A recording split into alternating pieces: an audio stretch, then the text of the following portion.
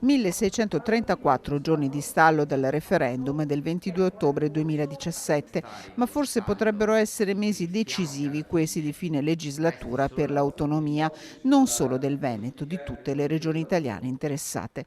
Dalla storica sede di Padova del Partito Democratico, i vertici regionali Dem lanciano una serie di proposte per superare più di 4 anni di impasse in una logica contrapposta rispetto a quella che sinora è stata la madre di tutte le battaglie.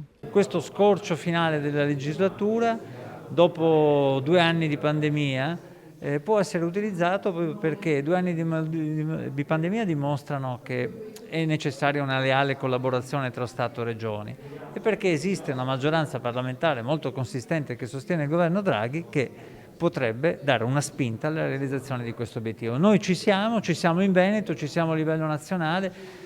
E questa discussione non riguarda una sola persona, riguarda tutti i veneti. Per raggiungere l'obiettivo con l'ampia maggioranza di cui un simile provvedimento ha bisogno in Parlamento, si deve partire da una legge quadro su cui già la ministra Gelmini sta lavorando, ma anche la Regione deve e può fare la sua parte. In questo momento è necessario cambiare rotta e come Partito Democratico abbiamo voluto dire come si può fare. Si può fare innanzitutto abbandonando il feticcio delle 23 materie che devono essere, secondo il Veneto di Zaia, realizzate tutte e subito, ma individuando alcune materie sulle quali concentrare l'iniziativa e anche pensando che le risorse finanziarie debbano essere date per l'erogazione di quelle materie. Quello che riusciamo a risparmiare perché facciamo meglio, ce lo teniamo in Veneto. 7 le materie individuate dal Partito Democratico Veneto e illustrate da Ivo Rossi, responsabile regionale sui temi dell'autonomia e del regionalismo.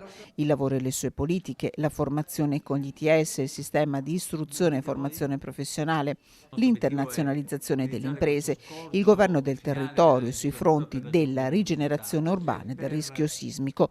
Una discussione che va riportata nella sede naturale del Consiglio regionale con la creazione di una commissione speciale per l'autonomia.